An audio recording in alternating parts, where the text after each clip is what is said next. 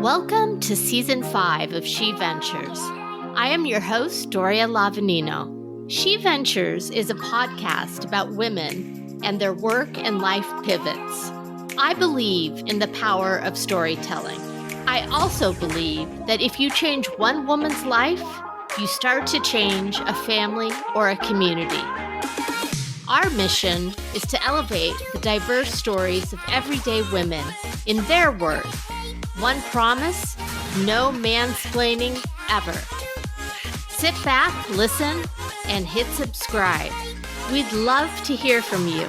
You can find us at sheventurespodcast.com. If you are one of the 35 million people who have used care.com, you know this woman. Why? Because she founded it. What you may not know are her pivots, from being raised in the Philippines with 6 siblings, to going to school in the US, becoming a young mom while in college, becoming an entrepreneur, where she created care.com in 2007, growing the platform exponentially to take it public, and then selling it in 2020 for $500 million. But she's not done. Her latest pivot and venture, Proof to Learn, is a Web3 education platform where students can learn how to code on the blockchain. She and her co-founders have successfully raised capital to create a gamified way to learn blockchain coding skills in a game called Metacrafters in the metaverse. I want to welcome Sheila Lirio Marcelo. Welcome to She Ventures. Thank you, Doria. Happy to be here. It is such an honor to have you on. You are such an accomplished entrepreneur. I wanted to start out with your childhood. You were raised in a large family in the Philippines. And I think most Americans don't really know much about the Philippines. Can you share an important memory or give us a feel for what your life was like there? Sure, Doria. Born and raised in a country in Southeast Asia, tropical climate, over 7,000 islands. It's a developing economy, so there is a lot of poverty in the country.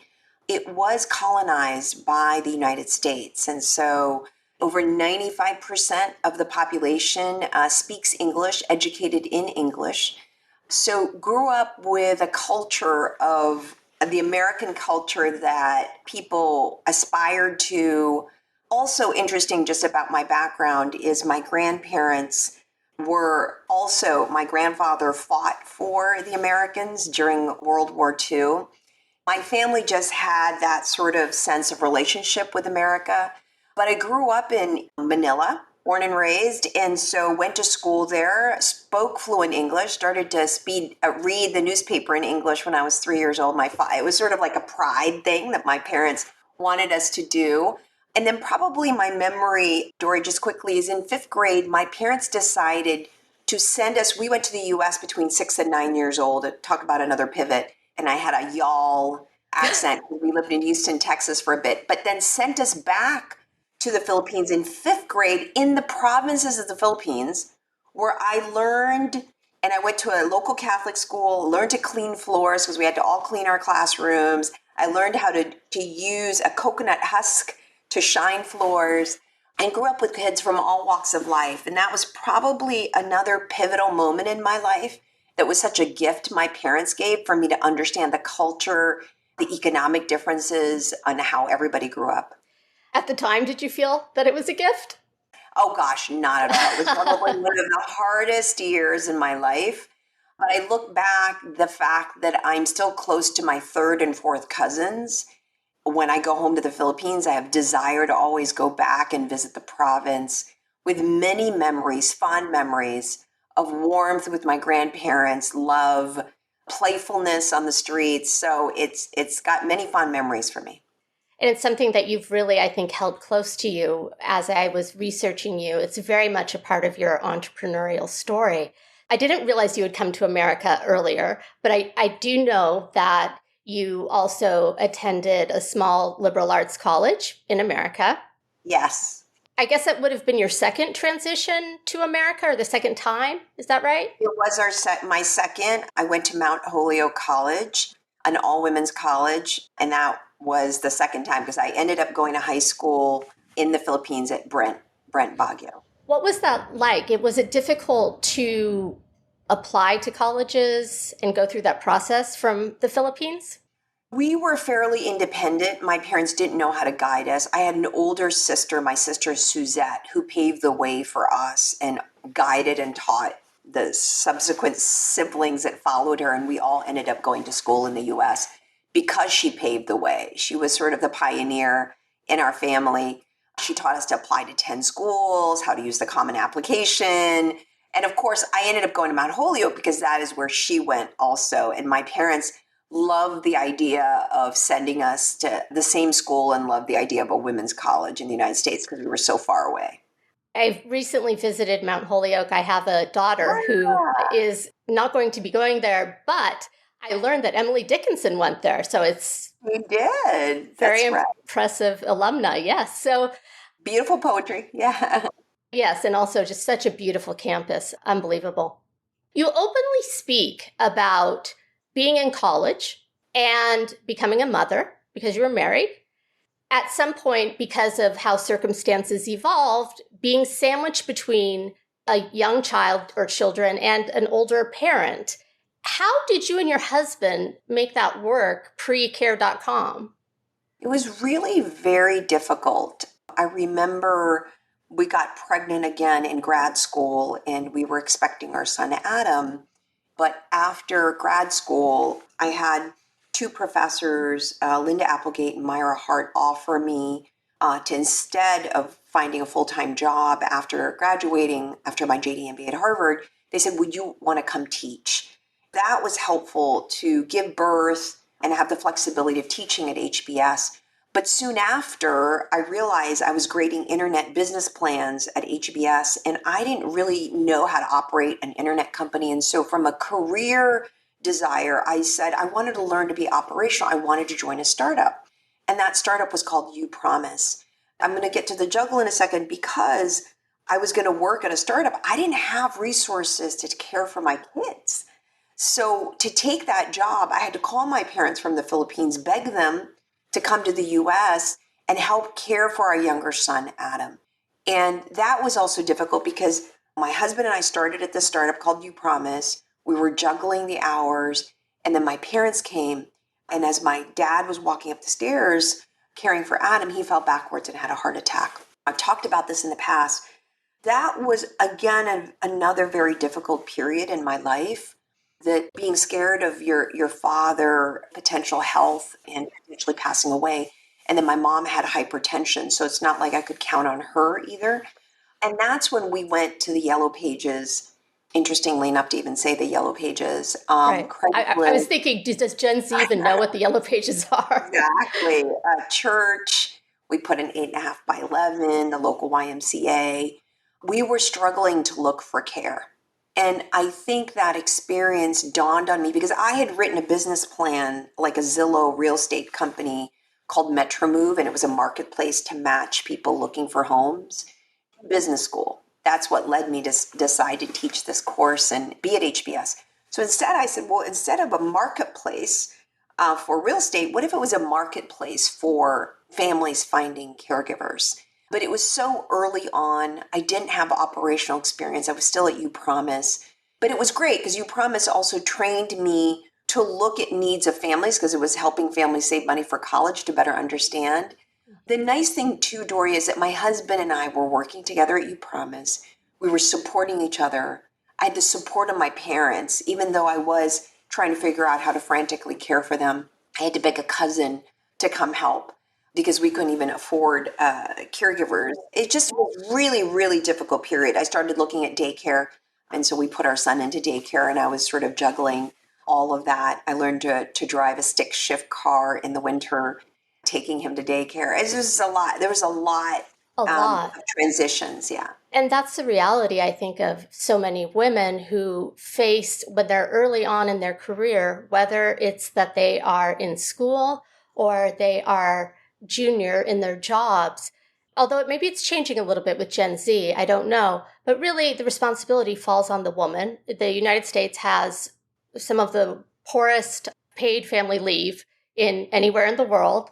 Sometimes it becomes a question of, well, does it make sense for me to stay home and take myself out of the job market for 5 years while I'm caring for my children? Or do I pay for childcare? And I know for me, I decided to pay for childcare because we felt it was an investment in me. It sounds like maybe you had that kind of support as well. It's always a toss up and a challenge, and I'm not one to judge how someone decides for their life what's fulfilling and how they want to raise their children, whether they want to be the primary caregiver or if they're sending their child to either go to daycare or bring a nanny home. It's each to her or his own, right? On how they own how they want to go do it. So for me, the important thing is really choice. I was just advising one of our employees who I'm promoting onto the management team, and she's seeing everyone around her having kids, and she's also starting to think about priorities. The other advice I give, it's not just the ability to have choices that it's going to be important, is that the decision that you make in the context that you have in your life right now isn't always going to be forever. It isn't a final choice. It's not like a false choice. It's just the context of what you're going through, if you're juggling a lot of different things, if there's change, if there's stress, if there's stress in your partner and you guys are deciding one needs a little more stability. It could be the case that you become the primary breadwinner and your husband or partner decide, which is exactly what happened to us, is that my husband decided that he was going to work part-time so that he could care for the kids in the afternoon and also coach their little leagues and stuff. So I think it's important to just take stock of what's the context in our lives and not overly judge that this decision right now has this heavy weight that somehow it's not going to change. It's forever going to be this way. And it just gives people choices because people are juggling a lot of different contexts in their lives.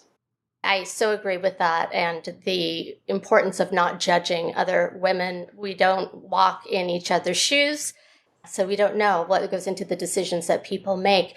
Your education is formidable. You are very modest. You have a Harvard MBA. You also have a JD from Harvard. What do you say if women say to you, you seem like you're in another league? How am I ever going to accomplish anything like what you did? I certainly think the education is valuable for helping run a company, negotiate, certainly open doors to raise money. One of the things I have found, however, in the years that I have been leading companies, I run into exceptional leaders that don't have the JD or the MBA from Harvard.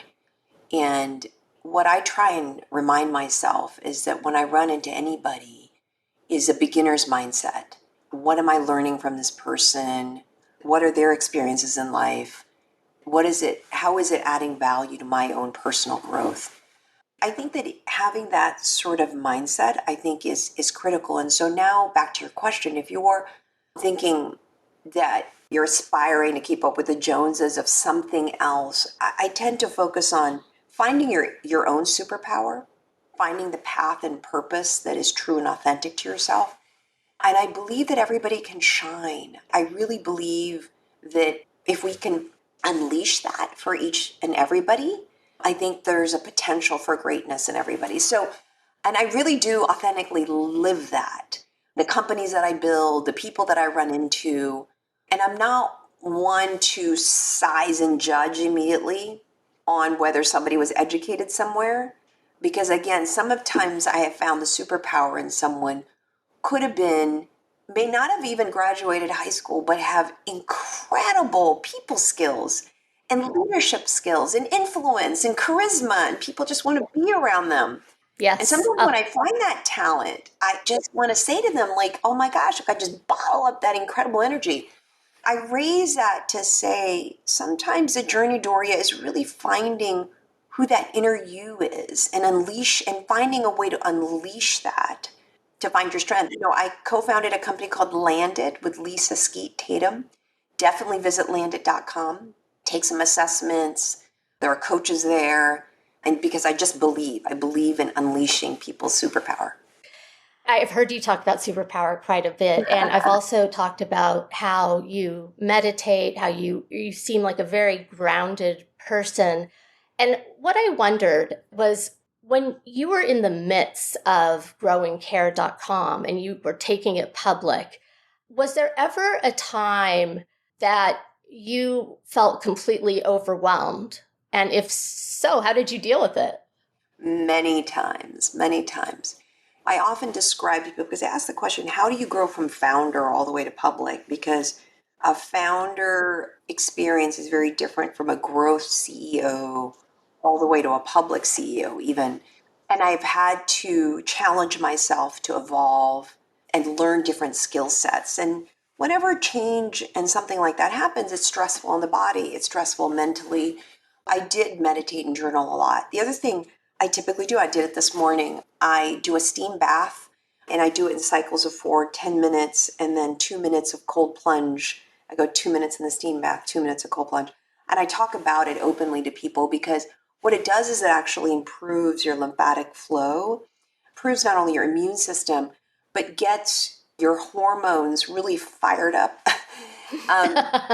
in a good way, and also settles you and reminds you that your mind is here and talks to you in certain ways and builds in these insecurities, but that your body is present and in the moment, and nothing really has changed other than these thoughts that are going through your mind. And that's really the power of meditation, Yes. is that giving that space for the voices in your head that aren't productive and not useful. Whenever those thoughts of being overwhelmed come into my mind, or often they're driven by insecurities of fear and guilt or whatever they may be, the meditation helps me to not judge those thoughts, but just to figure out how to clear those thoughts and instead focus and frame around, focus on joy, love, gratitude, positive thoughts that move us forward.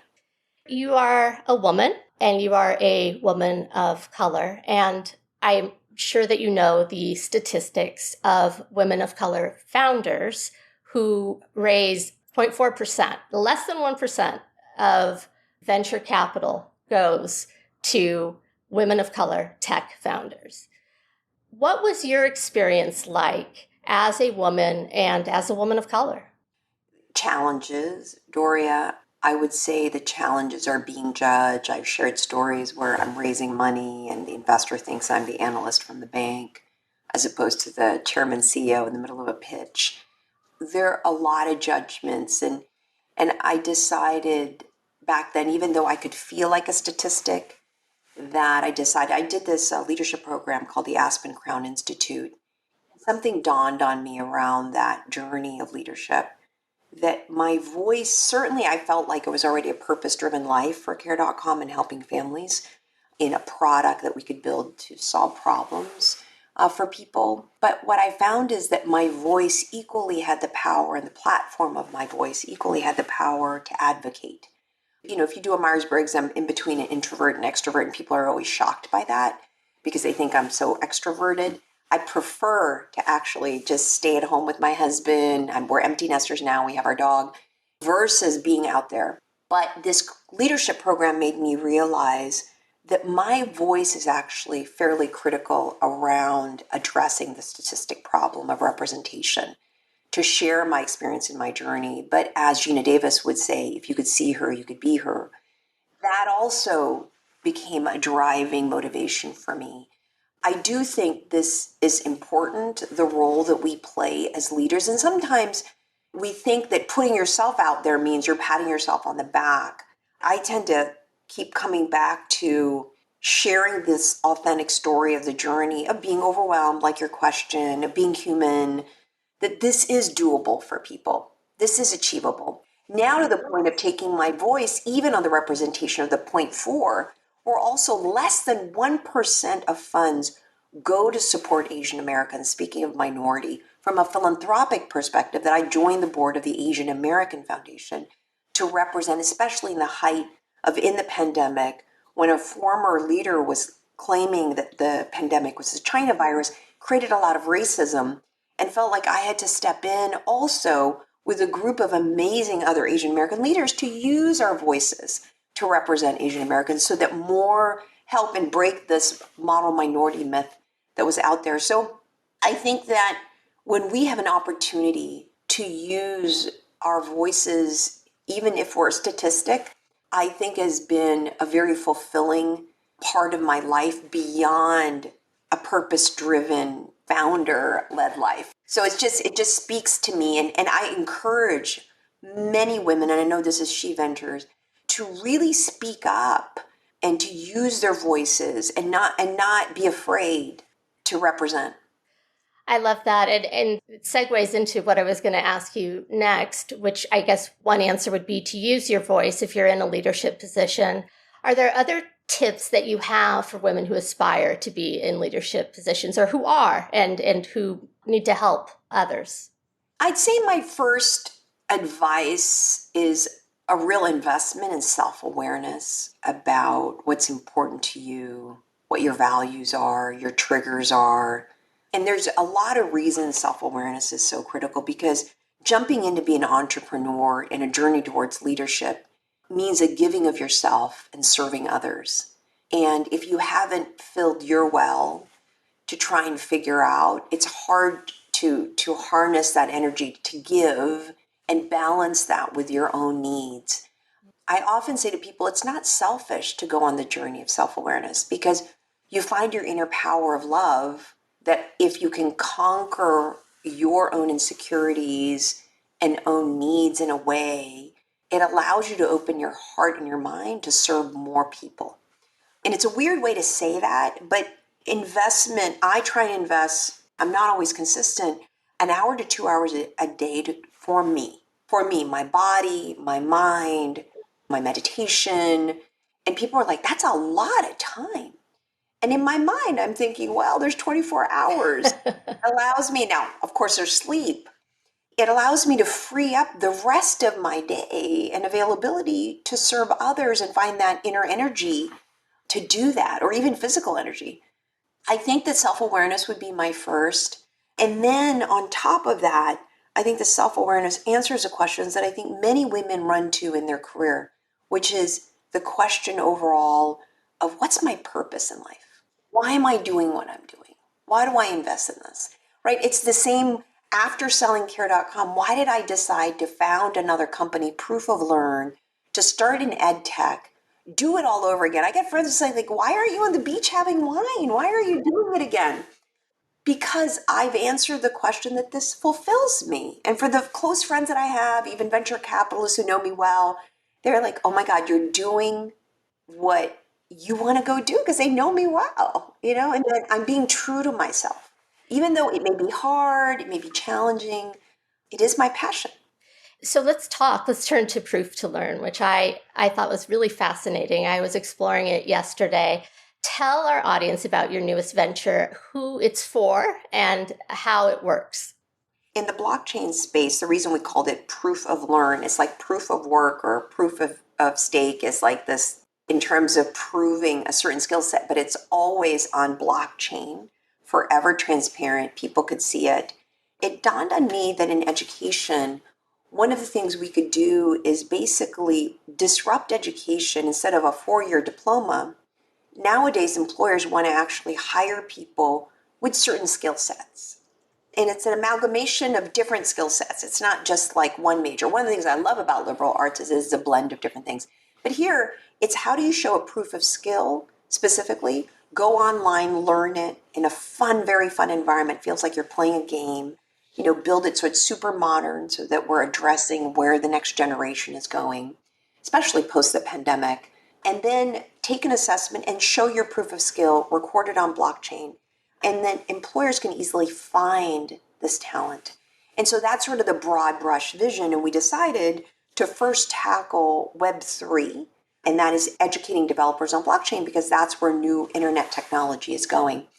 Obviously, I've entered into a space where I did Web 1 at UPromise, Web 2, which is care.com, and now I'm doing Web 3 and Proof of Learn. I like kind of being at the forefront, innovation, challenging things.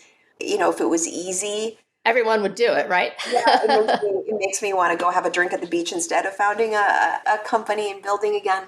But Doria, it's really solving a problem, which is ensuring that education is accessible across the globe. Doesn't matter where you live, where you're from. If you can show a proof of skill that you've learned a concept that is important to an employer, then you can be employed. And that I'm super excited about, just disrupting. Oh, definitely. I think that is exciting. At the same time, when I think of blockchain, I know that people automatically, right or wrong, associate it with cryptocurrency, which has not had the best run in the headlines as of late.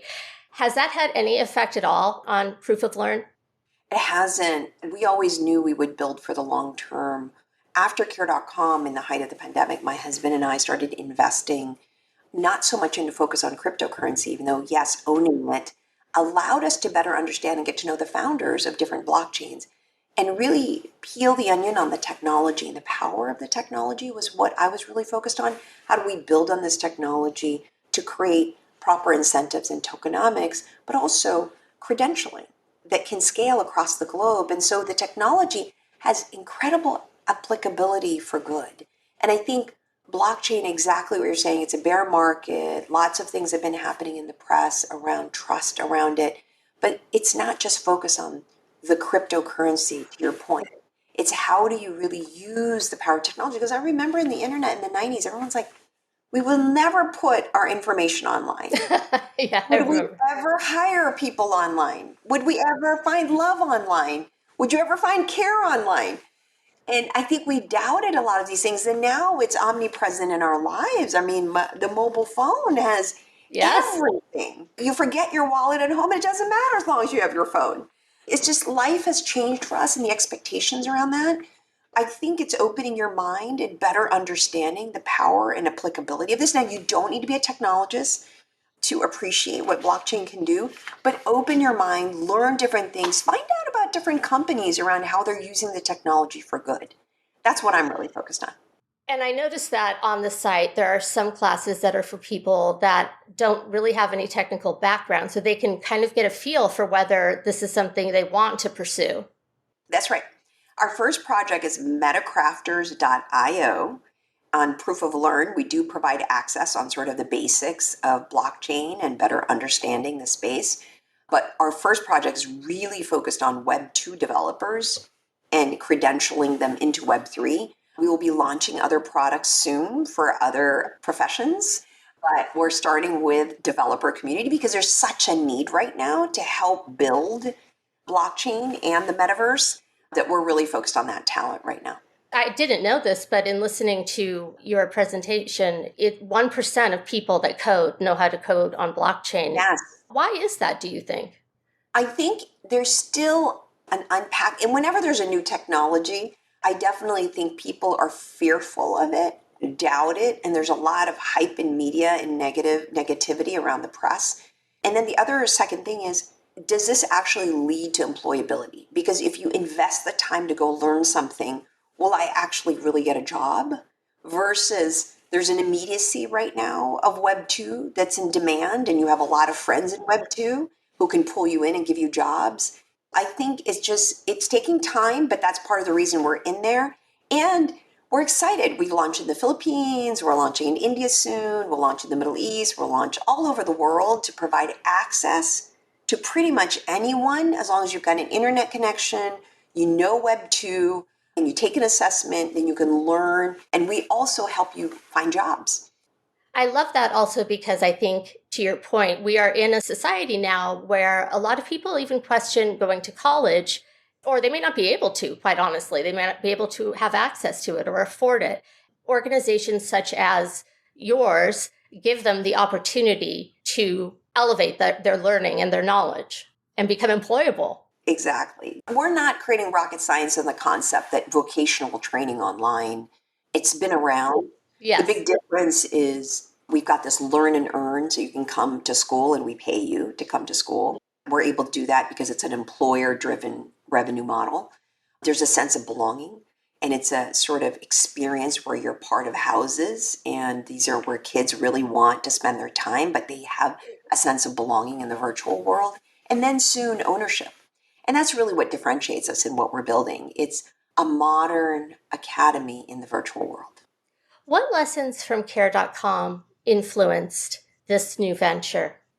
Oh, there's a lot of influence from Care. Of course, marketplaces, one of my dreams at care.com, and my dear friend Aijin Poo, she and I always discuss, like, how do we have caregivers have access and ownership in care.com since, we scaled the economy. Aijin likes to say care is the work that makes all work possible on the backs of caregivers. And so that's similar on the backs of developers, designers, entrepreneurs that build things. How do we make sure that there's a sense of shared ownership all the way around? And so that opened my eyes. Marketplaces, obviously, care.com was a marketplace business, purpose-driven businesses like Care. Building the company is a little bit different. We're fully remote, but one of the things I brought with Care are not only the principles and processes, but the values of building a company that's very family-oriented, that's close, that's transparent and open. And that's a big learning for me. So we're getting close to wrapping up. I wanted to ask you, as an entrepreneur, you mentioned that you're community-minded, which really shows in everything that you do, and you believe in paying it forward through mentorship, coming on podcasts such as She Ventures. If there's one thing that other women leaders can do to help other women, what would that one thing be? Okay, before I answer that question, you made me trigger that I also have a podcast called Webbed, Oh. W3B''D. And if you want to learning more about blockchain, certainly go there. I'm actually going to start a new series too of interviewing mentors and mentees. Awesome. And that's the reason I thought about the podcast. That's the one thing you can do to really help other women is, it's going to be strange, but find your true self. Invest and love yourself, and you will mirror loving other people and all women. So invest in your true self. It sounds simple, but it's actually incredibly complicated, right? It is very complicated. I think that the more that you believe and love yourself in a weird way, the more that you have the capacity to love others. This is going to be kind of a funny question. If someone were to make a movie about you, what would the title of it be? Or who would you like to have play you? Oh my gosh, I have no idea. I have no idea. I haven't even given that any thought. I'm supporting a movie about one of the first Asian Americans, Olympic gold medalists, who happens to be half Filipina. I'd rather be behind the scenes supporting these amazing stories. But no, I've given any thought, Doria. I'd be surprised and probably dead by the time that something like that got created. Let me ask you then this. If there is one woman leader that has inspired you, actually, no, not a leader necessarily, one woman who has inspired you in your life, who would that be and why? There's an incredible woman in my life. Her name is Maria Banatao, and she raised her kids. She's married to one of the most prominent Asian American Filipino Americans. They're both really good friends, Dado Banatao. Maria is this incredible strength in their lives, not only raised their kids, but also they came to see me several months, my husband and I, prior to taking the company public. Because Dado was the first Filipino American to take the company public, and I was the second. And they spent 3 dinners in a row guiding us on what was important for family. So I get emotional thinking about it. And the power that I saw in that couple and in partnership to support each other through the journeys in life was something that I wanted to emulate. My husband and I wanted to emulate. And the strength that she had and the wisdom that she had. She's one that is still in my life. I kind of call them my professional parents. And they very, very much are near and dear. And so the reason I wanted to highlight her is her own leadership shines in the way that she has led her family and her life. That I don't think leadership doesn't always have to be in the corporate environment. Her own creation and entrepreneurship was in her own family and raising her family, supporting her husband and the strength that they had. Really pretty powerful. Where can you tell listeners, you have so many things going on, if you would just like to let listeners know where they can find all the different things? Obviously, we know care.com, you mentioned your podcast, etc. They definitely can visit me on LinkedIn, Sheila Lirio Marcelo, on Facebook, Sheila Lirio Marcelo, on Instagram, Sheila Lirio Marcelo. I try to keep it pretty consistent. And then my podcasts, which I'm super excited about. We've only done, I think, 6 episodes, and it's been from crypto curious to crypto confident. And it's about a webbed experience again. And it's W3B, letter B, apostrophe D. And I think mentor and mentees is another webbed experience. And often people call me a connector. And so I'm excited to kind of highlight that in our lives as human beings that we are webbed. But Doria, thank you for having me.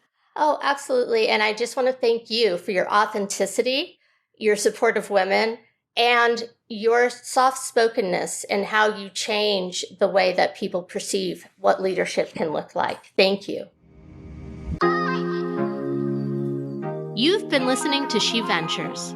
Like what you heard? You can find us wherever you get your podcasts. Be sure to subscribe and sign up for our newsletter so you never miss a show.